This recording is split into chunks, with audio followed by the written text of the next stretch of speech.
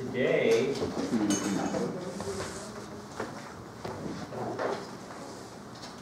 we're going to talk about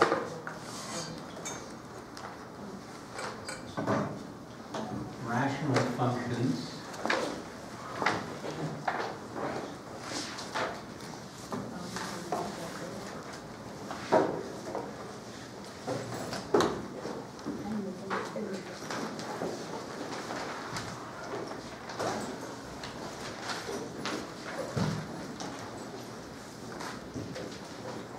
There's a lot. There's a lot to this subject, and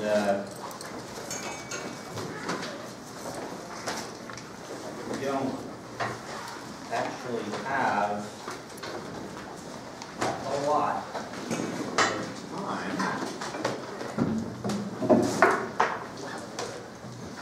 Yeah, today. I'm going to go over all of what I think are the relevant issues, but maybe a little faster than I'd like. It will help to, of course, it always helps to pay attention, but we're mostly going to look at, what I'll call features of rational functions, specifically graphic features. And when you're given the task to graph a rational function, you need to be flexible and you need to be a little creative, but you also need to know the tools that are available. Let me start by having you recall that a rational function is a function f of x where you have a numerator, which is a polynomial, and the denominator also is a polynomial.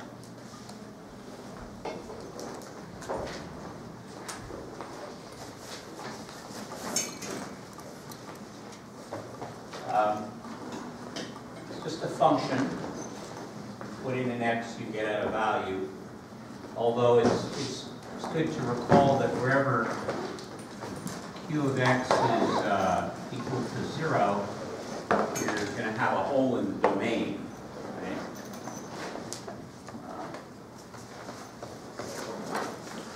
Dividing by 0 would be undefined, so you get a hole in the domain.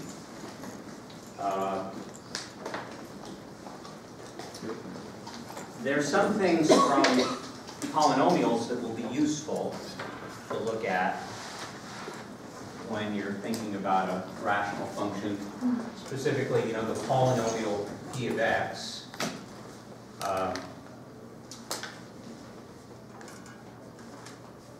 But let's just start off. We'll talk about, we'll list off the things that I think are going to be important and how we're going to use them. The first thing I'm going to start talking about end behavior.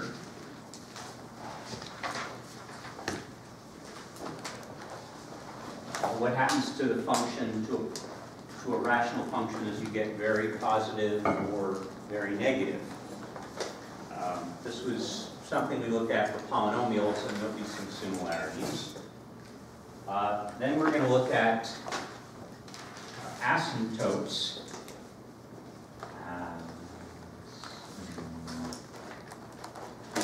Very bad speller. It took me about 10 years to figure out how to spell asymptotes. I still don't think I know how to pronounce it. And we're going to look at, in particular, horizontal and vertical asymptotes. The book, at the end of the chapter, talks about something they call a slant asymptote. And too complicated. We don't need to go into that. But what is an asymptote? Anybody?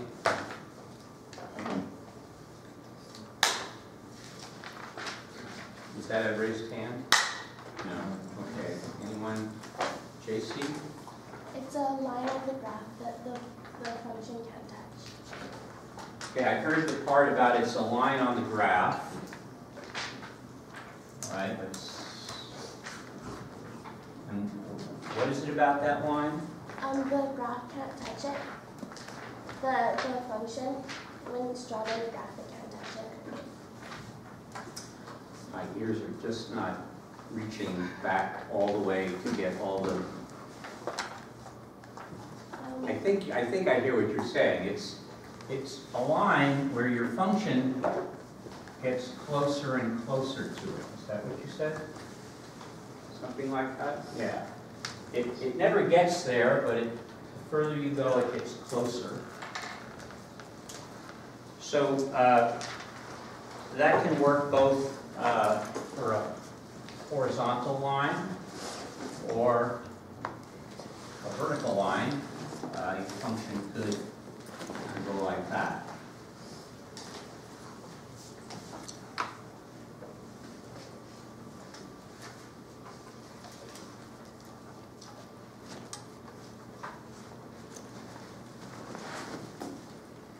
So okay, so that's the second thing we're going to look at, and then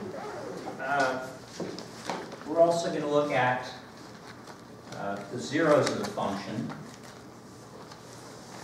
This is something that we did with a polynomial, places where the function goes through the x-axis. We're going to look for them in pretty much the same way we did for a polynomial. We'll look for where p of x has zeros. And then finally, it's always kind of easy and useful to find the y-intercept. The place where the function crosses the y-axis. How would I find the y-intercept? I have a function.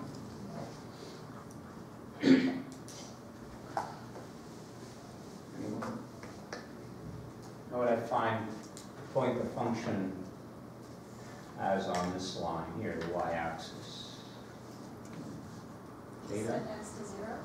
Yeah, you just set x to 0. This does introduce an interesting possibility. If x equals 0, q of x is 0, you won't have a y-intercept. It won't cross the y-axis. Okay, so let's get going. We're going to talk first about end behavior. It's not as simple as a polynomial. Turns out there are a few different cases. So the first case we're going to look at is the degree of p is greater than the degree of q.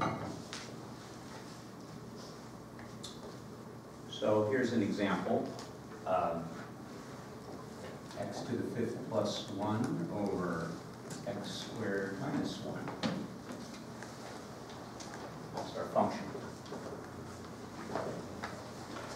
So the question is not what happens in the middle, but what happens when we get real far out in either direction. Well, the way to determine that is to look at the leading terms. The reason is that when you get far out in either direction, the leading terms will dominate. Right? You could have, x to the 4th, x cubed, whatever. Eventually, they're dominated by x to the 5th, and they won't matter. So we can just look at the leading terms. And you see here that if we don't look at whatever's beyond the leading terms, we're going to see that the function is approximately x to the 5th over x squared or x cubed. Well, that's kind of nice because we know what x cubed looks like. Right? We should. X cubed kind of looks like this.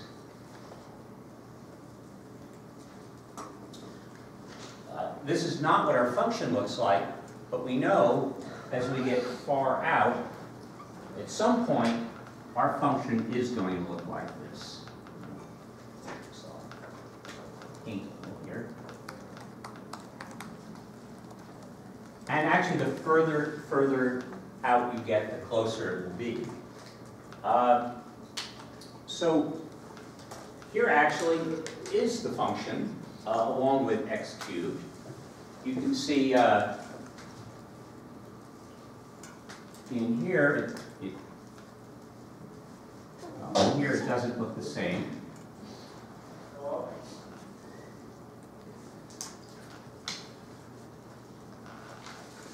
This is our function, these two lines here. Inside it doesn't look the same, but as we get far out, the function is going to get closer and closer to x cubed. The same thing down here. So that's our first clue about what our function is going to look like. I've distorted graphics. I've given away the the mystery, but okay. So that's one version. I guess I'll mention it here. You'll notice that we have x squared minus 1, which is, of course, x plus 1 times x minus 1. So we get a 0 at 1 and negative 1.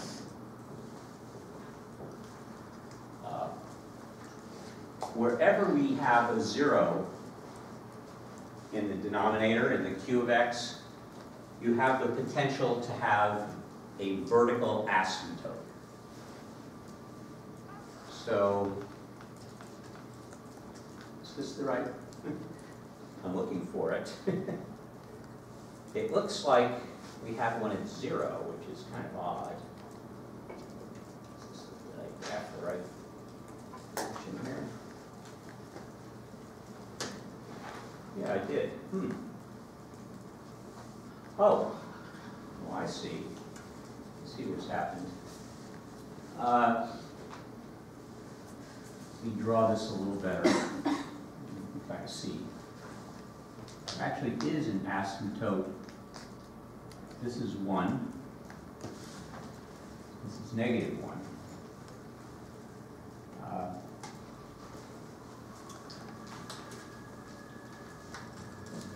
It looks like something's missing from this graph. You want to see what's missing from the graph? It's okay if you don't see it. I have values going up here, and I have values coming in here. But what happens between negative 1 and 1? Well, the function exists. You plug in, let's say we plug in 0, right? We're going to 1 over minus 1 is minus 1. So actually, the function does exist. It's just, should be in this graph. I don't know why my graphing program didn't put it in there. But this asymptote will have dual duty. So we come in from this direction, it's going to go up. Come in from this direction, it's going to go down. And again, here up. We're going to look at this a little bit more, but I don't want to go too far off from the end behavior. Yeah, okay. So that's one possibility.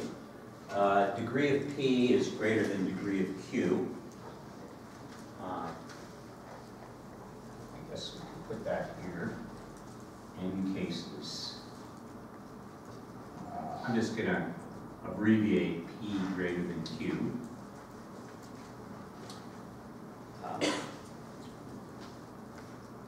Another possibility is that the degree of P is equal to Q.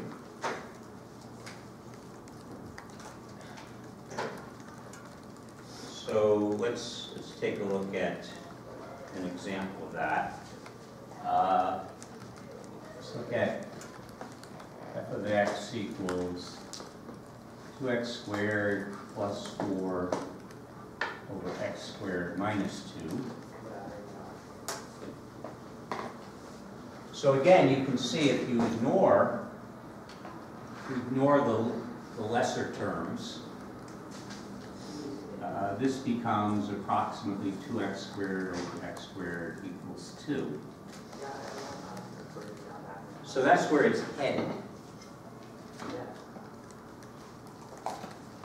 So let's take a look at what that's actually going to look like. Okay, here's the graph. I'm going to repeat it. But you'll notice that at y equals 2, we have an asymptote. And somewhere along here, the function comes down and gets very close to 2. Likewise, it gets to 2 out here.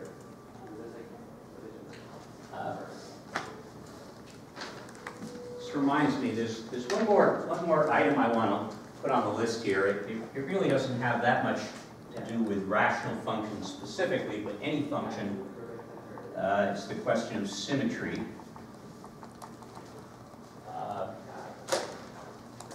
Does anyone see why there's going to be symmetry here? What kind of symmetry?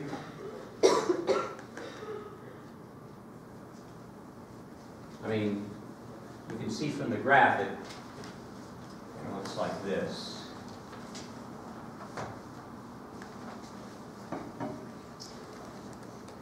Well, if you look at f of minus x,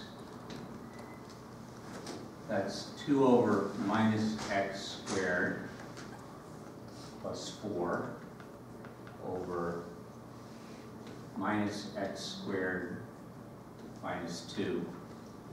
But that's just 2x squared plus 4 over x squared minus 2, the original function.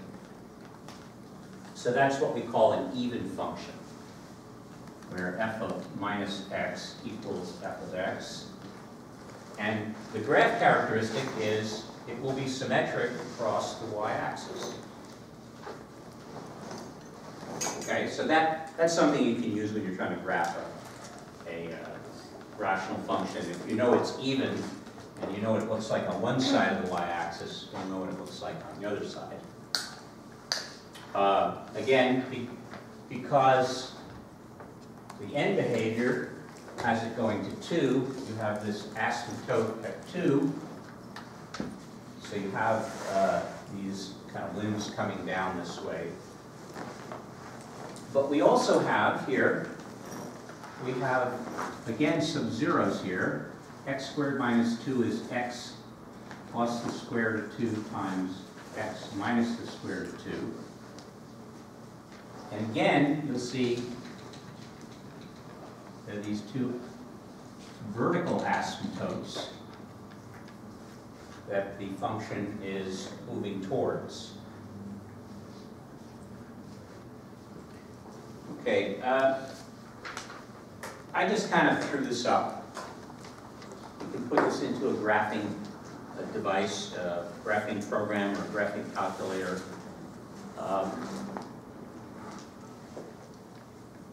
You know, you might know the end behavior, it's going to go to 2, and you might notice that it's going to have both the horizontal and vertical asymptotes, but you might not know, where it's coming from. Why isn't it like this? Right? It's a possibility. And to determine that, you might have to actually plug in a value. So, to see what's happening out of the end behavior, we could try a large value. So, for example, we could try f of, say, 10. It's going to be large enough in this case. So f of 10 is going to be 200 plus 4, 204 over 100 minus 298, which is, it's approximately 2, it's a little larger than 2. Well, that tells you what? That it's coming from above the line because this is, a little larger than 2. If I plug in negative 10, I can find out the same thing about this end of the graph.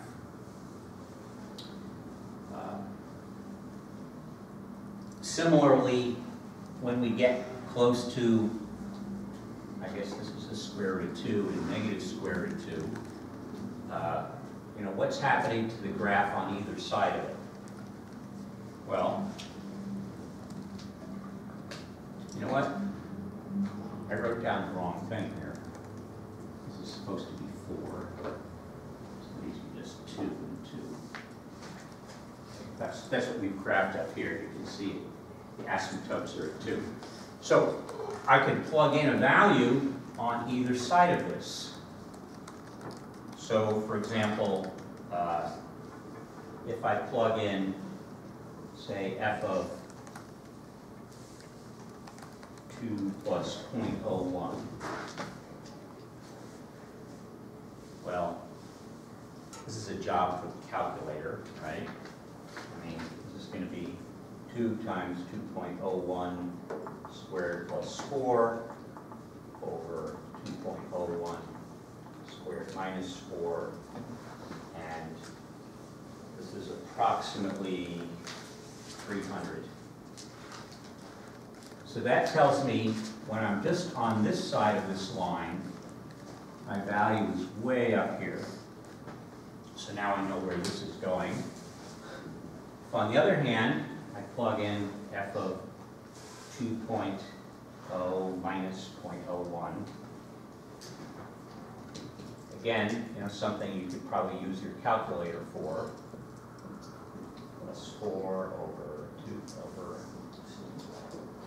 0.01 squared minus 4. This is approximately negative 300.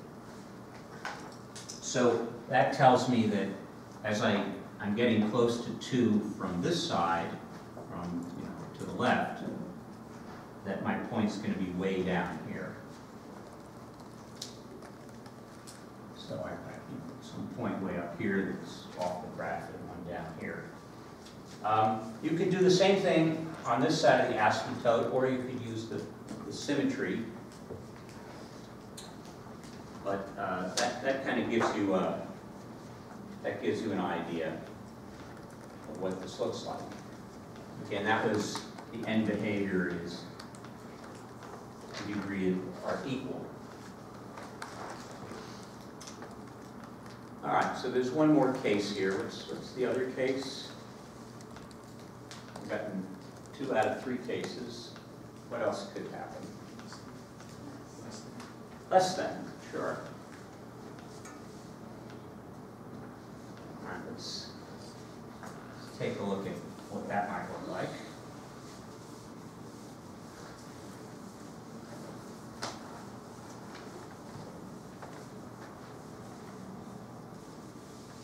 There's a lot here already. I mean, again, we've already looked at end behavior and asymptotes and symmetry. All right, let's take this equation, this function, 2x plus 4 over x cubed minus 8.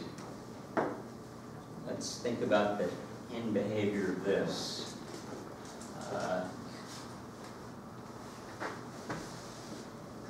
Anyone have any ideas what happens as x gets very large, as x goes to infinity?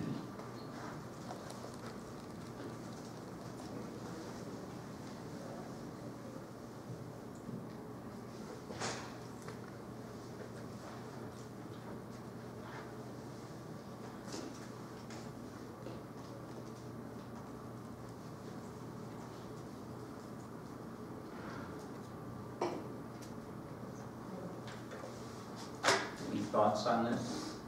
It's pretty common sense.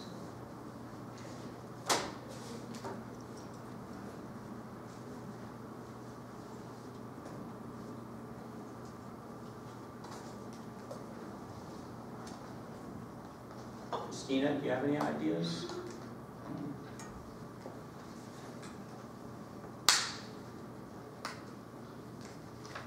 I'm looking in the middle row right now. Anyone else on the middle row want to guess? No? Okay, Henry. I didn't get smaller. It's getting smaller, yeah. How small is it getting? I mean, x gets very large, so the 4 and the 8 don't really matter. So what happens to 2x over x cubed?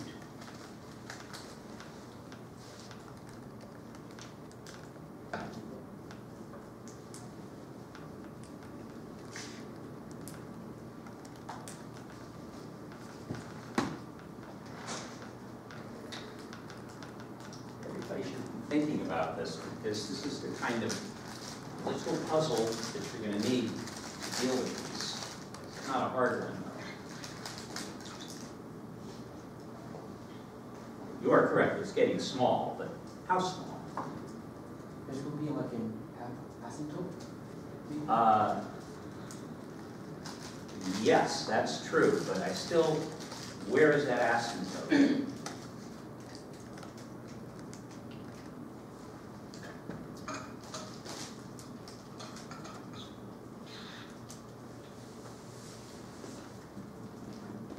Zoe, do you have any ideas?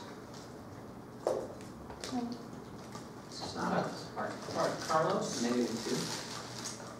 Okay, so maybe it'll go to -2. Right? I mean, that's you guessed, right? That's the first thing you gotta do. You gotta look at it and guess a little. Okay. Why don't we try a big number? Why don't we try a big number? Paul, give me a big number. An easy big number.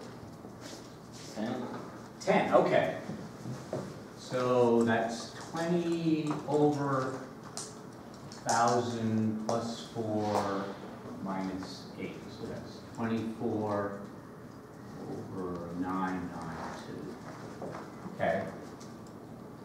It's not negative, so maybe we have to go out further to get it negative.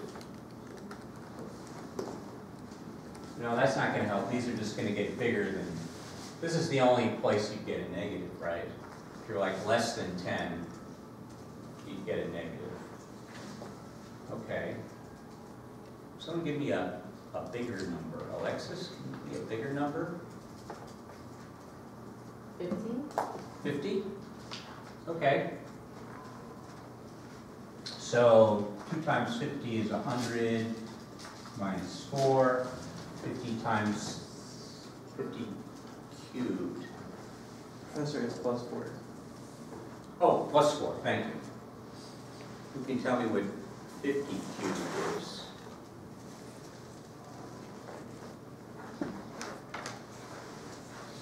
See, now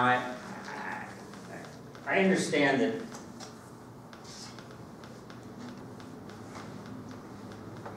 things are different now.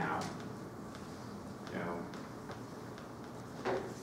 we have telephones and computers, we have calculators, right? So people aren't used to, like, in their head going, what's 50 cubed? Because you just type it in, right? But this is really rather easy.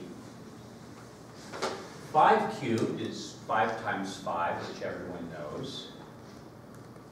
25. And then maybe you know that 5 times 25 is 125. That's good to know.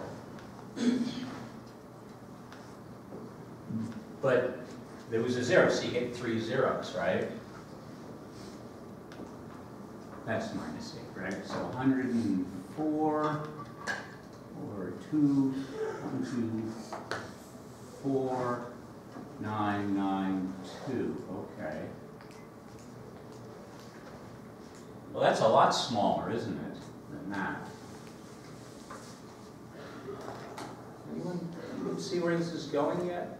Yes, Swan. I remember lower. Lower, yeah, but does it? Where's the bottom? So I want to know where's the bottom?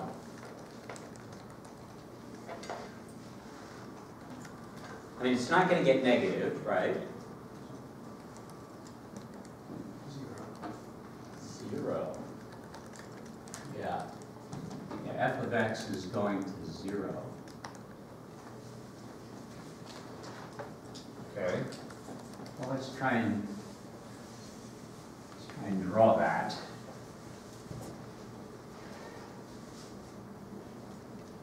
So somewhere out here, it's going to 0.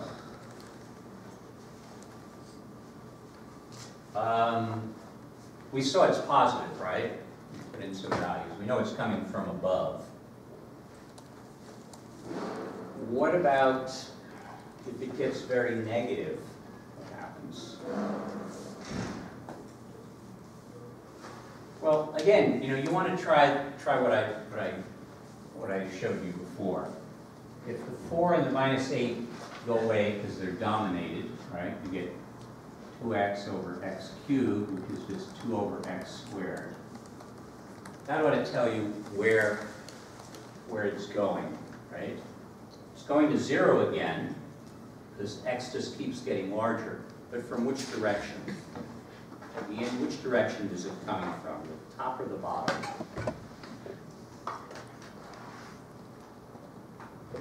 Bottom. The bottom is negative. We're going here to this straight line axis here. It's y equals 0, right? That's what the function is going. It's going to 0. But you've got 2 over x squared. That's always a positive number, right? So it's got to be coming from here. Okay. Didn't bring my dental equipment today. I do feel like I need to pull teeth, right? Okay, so what else would be useful? We get the end behavior.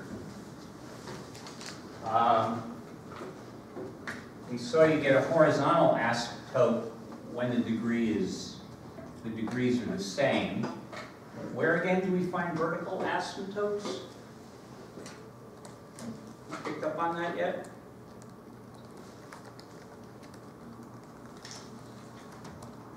Something about Q? Yes, Harold? When there's 0. For the 0. So we want to look at where 8 cubed minus 8 might be equal to 0. Well, 2. yeah, definitely 2. Let's be thorough. Can we factor x cubed minus 8? Well, you already gave me one of the factors, right? So one of the factors is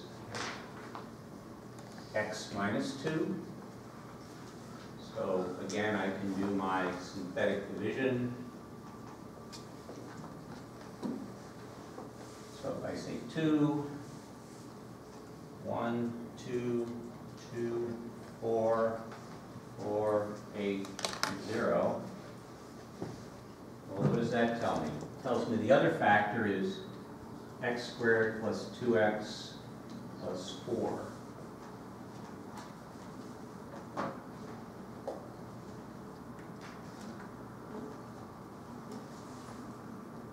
Is that right? Yeah, okay. So, how am I going to factor that?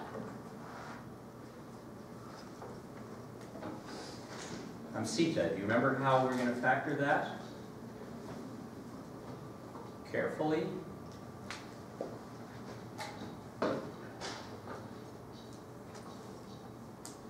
Recall how you factor something where you don't really know how to factor it? Henry? The quadratic formula. Yeah, quadratic formula, everybody. Right. So, again, let's take a look. So that's my b, so negative 2 plus or minus the square root of b squared, that's 4, minus 4 ac minus 16 over 2. I can stop right there. Why can I stop right there?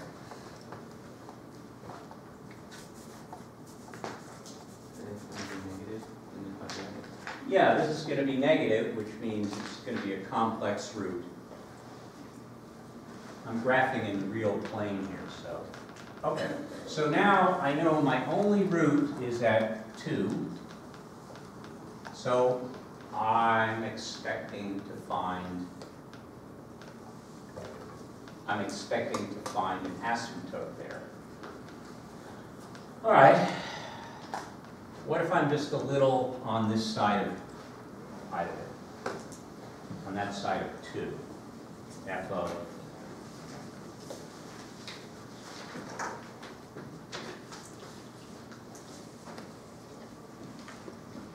I have another one.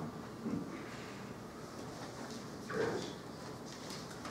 So I can look at f of 2 plus some number, right? So 2 times 2.01 plus 4 over 2.01. You know, it might help if I have a calculator, but you know, sometimes I can squeeze enough out just by looking at it. This is 4.02 plus 4, which is 8.02. And this is going to be a little bigger than 8. Minus 8, minus, let's say, 0.00001. So I get a very large number here, but it's positive. So that tells me that this is going to kind of connect here somehow. You know, you can always, grab a bunch of points and plot them. Like we could always try, say, 3. That's not too hard.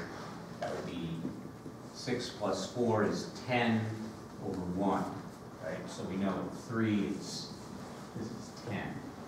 But, again, we're just trying to get a feel for what this graph looks like. Okay, how about on this side of the graph? What happens? It's 1.99, right?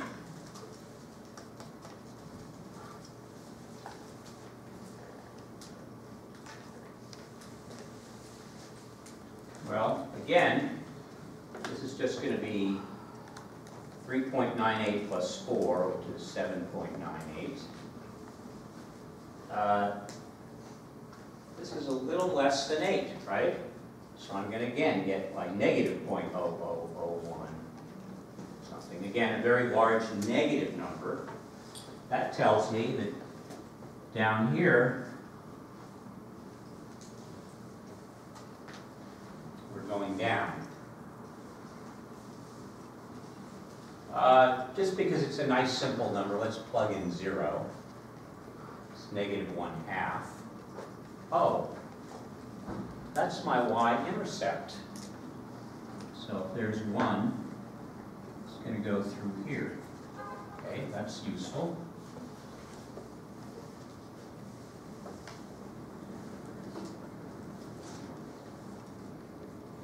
Well, now I have a good idea.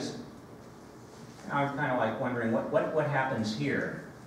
I know this asymptote kind of comes down from this direction, but I don't really know what goes on in here. So now I'm going to pull my last item. What are the zeros? Well, again, I want to look at the numerator and see where 2x plus 4 equals 0. Well, that's just 2x equals minus 4, or x equals minus 2.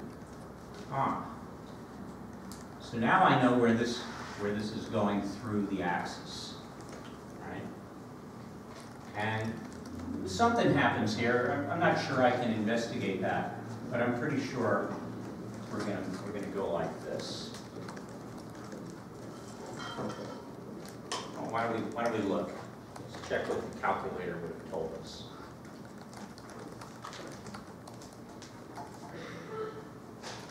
Okay, there it is. You can see that sure enough, as we get to go to the right, it goes to 0. So we hit this asymptote, it goes up. This vertical asymptote goes up. Then it comes on the other side up, finds its way. This is actually, I didn't hand draw this. It just kind of looks a little spiky. That's really what the graphing program did. It goes through 2, and then as we go out again, it comes back to 0.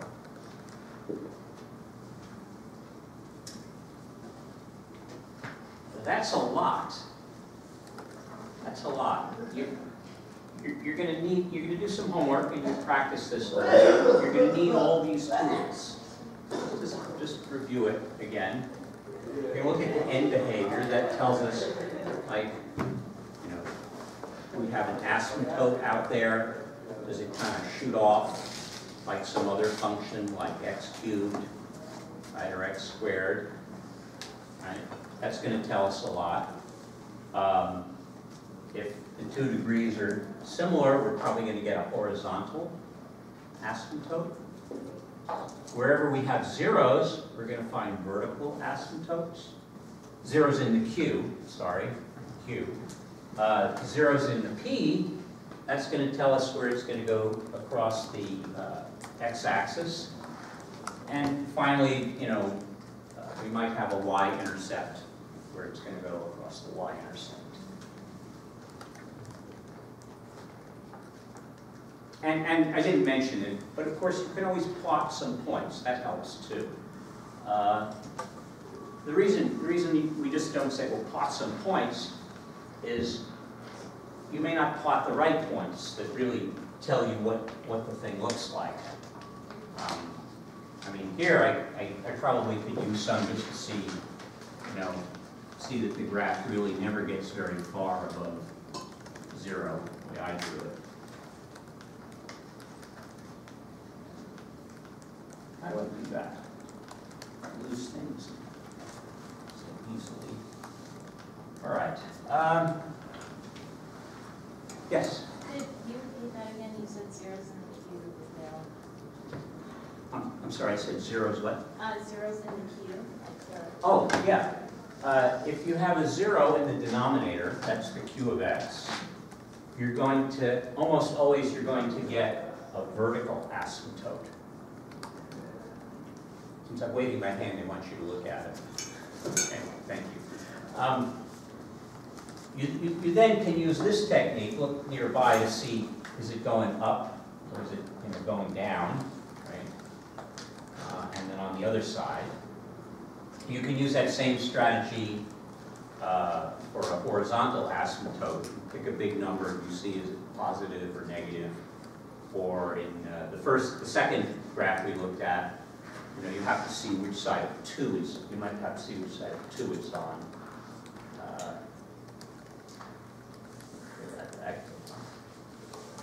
Yeah, in this case, you might have to, you know, pick a big number to see that this is greater than 2 in both cases. It's not coming from below.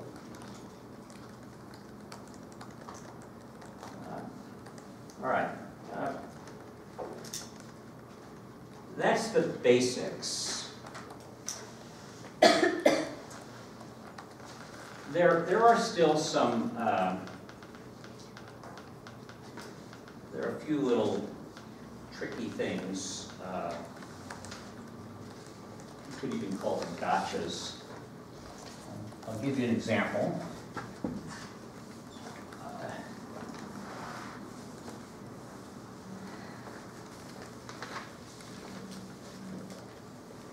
So rather than writing out a polynomial that we have to factor to discover this, I'm just going to show you. Let's say we have a polynomial that looks like this. X minus 1 minus x minus 2, x minus 3, So x minus 4. And the denominator is x plus 3 and x minus 4. Okay, so you might get the impression, without looking carefully, if you look up here, that this is going to cross the axis 4 times, right? 1, 2, 3, 4. You might also get the idea that there's going to be an asymptote at x equals 4. But that's before you realize that you've got a common factor here.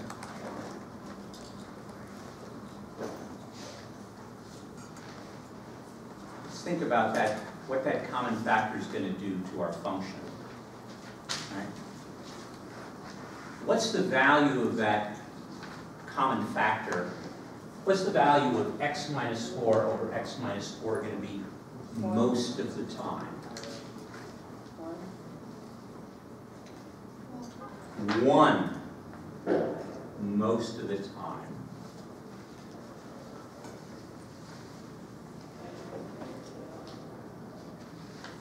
Vincent, when is it not 1? X minus 4 over x minus 4. When is it not 1?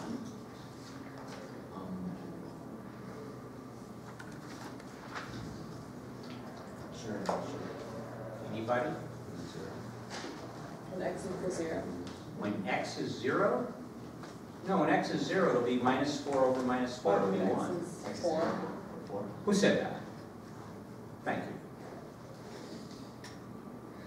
When x is 4, it's 0 over 0, right? So really, you can kind of ignore this, almost. I mean, 4 is not in the domain, clearly, right? Neither is minus 3. But that is, you are going to get an asymptote here. But you're not going to get one because of x minus 4. You are going to get a hole in the function, right? Let's just, here, surprise. This is what that function looks like. All right, let's think about that. There's a 0 here at 1. That's kind of what we expect. There's a 0 at 2. There's a 0 at 3, right? That's the x minus 1, x minus, why did that do that? I fixed that.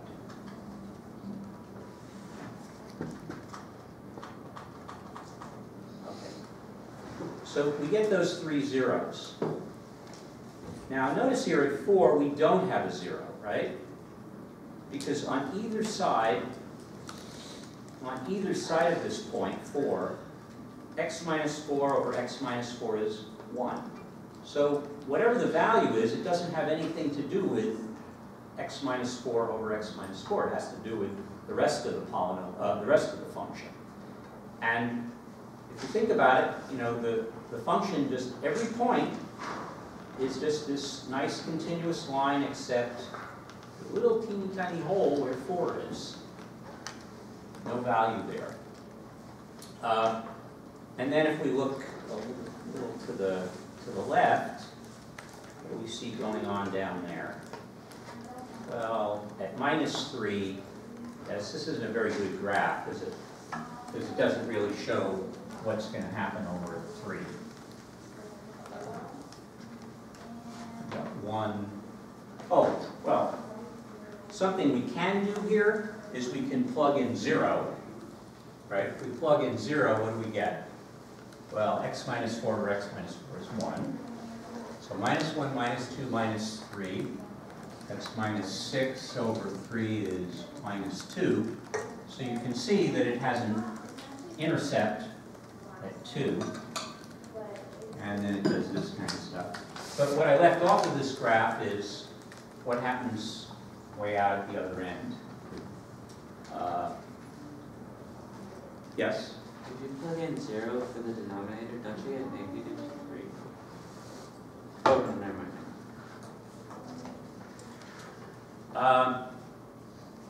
Well, we would expect that -3 have an asymptote.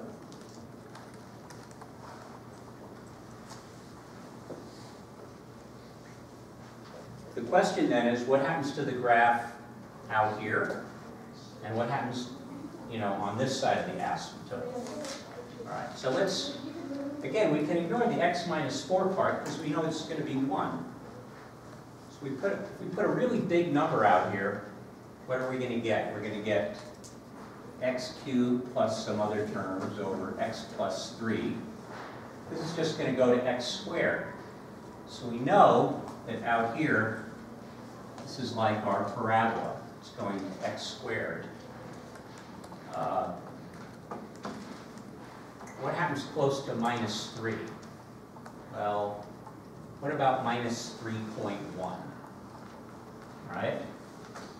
So -3.1 minus 1 minus 3, -3.1 minus 2 minus 3.1 minus 3 over minus 3.1 plus 3, okay. Well, this is minus, and this is minus, so 3 minuses is a minus.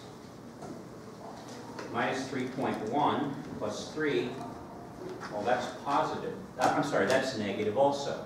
So we divide by a negative, we know it's going to be a positive. So that tells me what? What does that tell me? It tells me it has to be positive over here.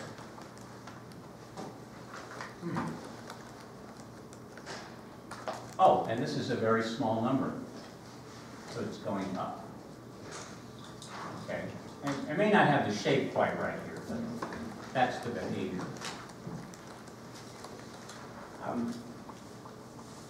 All the details beyond that you can get by plugging in a bunch of points or putting in a graphics calculator. It's these features that we can kind of wring out of the polynomial that we're trying to go over here today. Did you have a question, Carlos? Yeah, I'm confused as to why you're doing like -3.1 or... Okay, I know there's an asymptote at 3, Okay. -3. I can see right away that on the other side of it, if I plug in negative, say, 2.9 here, I can see already it's going down, going to negative infinity. But I don't know what's happening here. I mean, maybe it could have, kind of gone through here. That's unlikely because I would find there'd be a 0 here, right? But ignoring that,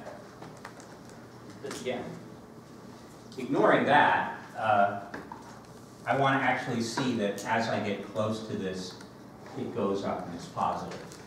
So I have 3 negatives, I'm multiplying by, I divide by a negative, and you can see this is negative 0.01.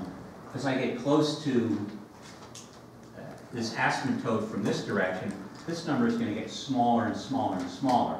So this will get larger and larger and larger. So the moral of this exercise is, if you have the same term on the top and the bottom, you can cancel it as long as you keep in mind that you're going to have a hole in your function. In this case, over here at, what was it, minus at plus 4.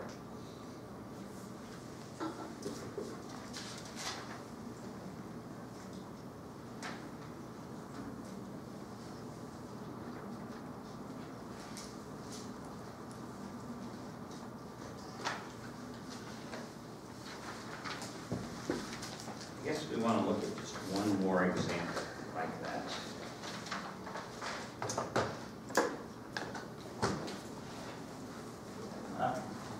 These are just tools, right? just knowing the tools isn't enough. You have to practice them with them. All right, so when you see, I haven't posted an assignment yet for this, but when you get the assignment, you want to practice, because that's the only way you're gonna see how these things fit together. I'll try and have it up tonight. So if you want to start on this, you'll be able to. Okay, this is similar. This is an example from the book. It's actually a little easier. F of x equals x minus 3 over x squared minus 3x. So, of course, I want to factor this, right?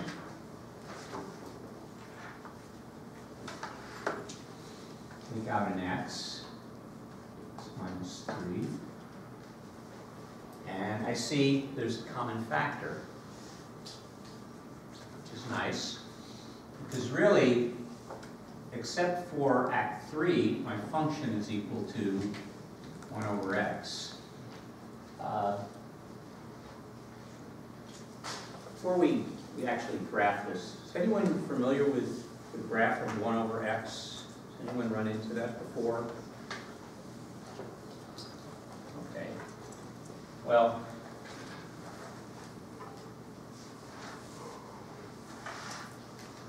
we can see that there's an asymptote at 0, right? I think the y-axis is kind of dotted, because we know that. What's the end behavior of this going to be? What's going to happen is x gets very large.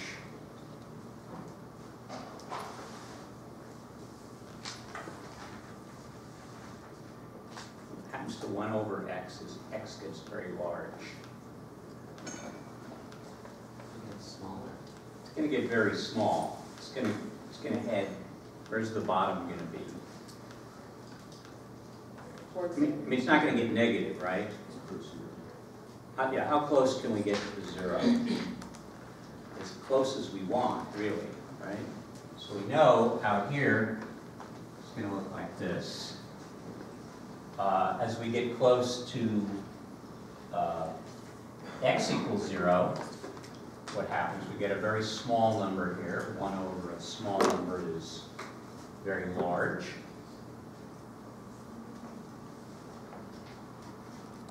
Now, as we move out to negative infinity, what happens to 1 over a very negative large value? It's also getting close to 0, but from the other direction. And as we come in from negative, a very negative small number here, this is negative, but it gets very large negatively. So this is a very basic function that you need to be familiar with. A couple more comments. Okay, so let's not forget over here at 1, 2, 3, we have a hole. Okay, that was the point of this.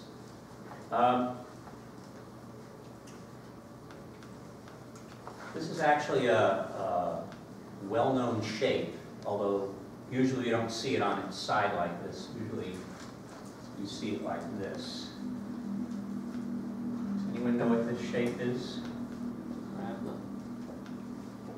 Good guess. It's incorrect, but it's purple. It's the other one. Yeah, it's a parabola, hyperbola. It could be an ellipse. No, it's not an ellipse. Yeah, this is a hyperbola. Its axis is y equals x.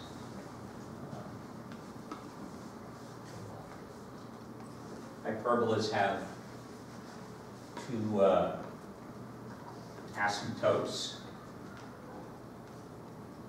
Okay, I guess that's really all I have to say about that. All right. Any questions before we move on?